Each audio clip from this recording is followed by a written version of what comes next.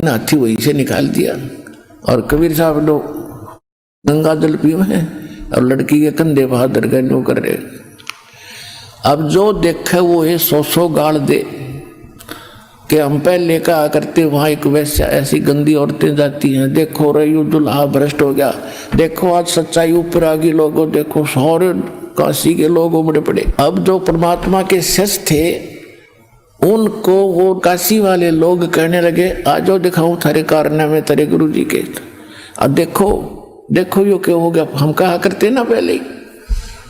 तो मूर्ख क्या कहते हैं कि मैं तो कभी कभी जाया करता, मन्नत नाम नूम छोड़ दिया था पहले ही। कोई कहता मैंने तो जड्डू ले जाया करता, मैं तो वैसे कभी कभी जाता था। यानी सारे के सारे 64 के 64 लाख इस घटना से ऐसे गए जैसे पलड़े से मेंढक कूद जाया करे।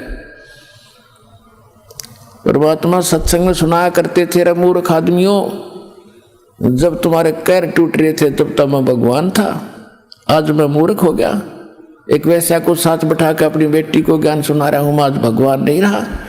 तो परमात्मा ने उनकी वह फड़क निकालनी थी और उनकी परीक्षा करनी थी, तुम कितने विश्वासी हो और कितना भगवान को पहचान पाए हो। हम इसी बात में मार खाएंगे, हम भगवान को भगवान नहीं समझ पाए। और जब तक हम परमेश्वर कबीर साहब को भगवान नहीं समझकर डट कर भजन करेंगे, इतने पार नहीं हो सकते।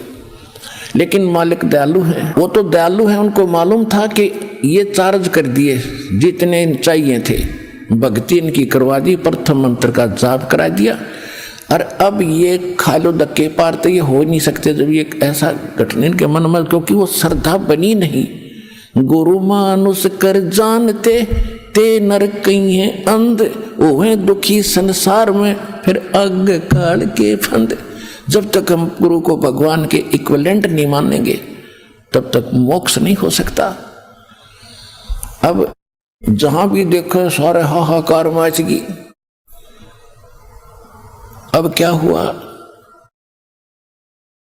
उधर से घूम घाम कर सारे बाजार में वो लड़की, परमात्मा ने फिर क्या किया कि जा बेटी तू तैयब अपने घर में भी आता हूं, तेरे पास ही आता हूं मैं तेरे उस ठिकाने पे। अब क्या किया दाता ने, एक अर्जुन सर्जन नाम के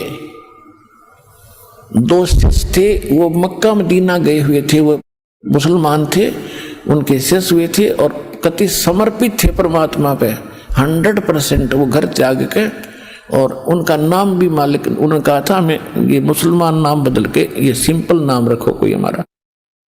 तो अर्जुन और सर्जुन नाम उनका रख दिया था। वो शिष्य बन गए थे और शादी नहीं करा रखी थी उन्होंने।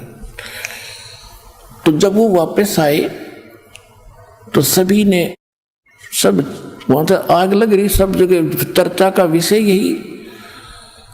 तो अर्जुन सर्जुन को उनके गुरु भाई मिले कि गुरु जी कहाँ हैं, कि गुरु जी बैठे भाई वैश्या के घर पे। क्या मतलब कि गुरु जी का तो भाई बुढ़ापे में दिमाग चल गया, उम्र घनी होगी और वैश्या के से संपर्क में आ गए। वो तो शराब पीकर सरियाम हाथी पर घूम रहे थे। अर्जुन सर्जुन का यह बात दचे नहीं रहे, मूर्खो तुम बात क्या कह रहे हो, तुम्हारी जीभ कट जानी चाहिए, तुम गुरु जी के बारे में ऐसे बोल रहे हो, क्या बकवास कर रहे हो, तुमने समझा क्या। ने बोला सच्ची बात ना तो जाके देख ले। हाँ, परमात्मा ने देखा था कि दो और रह रहे, इनको परीक्षा लेनी है, पता था आने लग रहे हुए। तो उन्होंने वो जाकर देखा, परमात्मा बैठे बाहर आंगन में चारपाई पे, लड़की बैठी साथ में नीचे और उसके दोनों पैरों पे मालिक पैर रख रखे और वह चरण दबा रही अपने पिताजी के, गुरु जी के।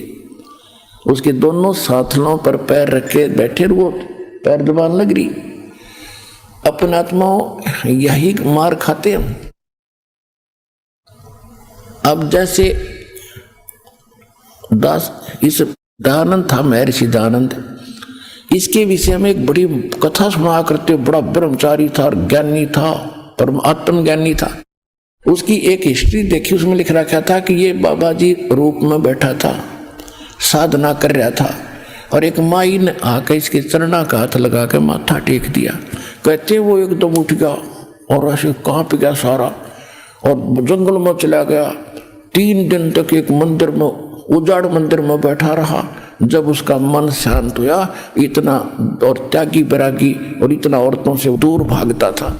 अरे बड़े आदमी, आत्मज्ञानी कह सकते ऐसे व्यक्ति को।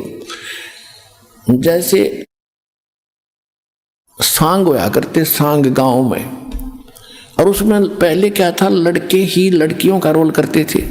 लड़कियों जैसे अंग आर्टिफिशियल लगा करके वो लड़की का रोल करके डांस करते थे। एक नया लड़का दूसरे साथी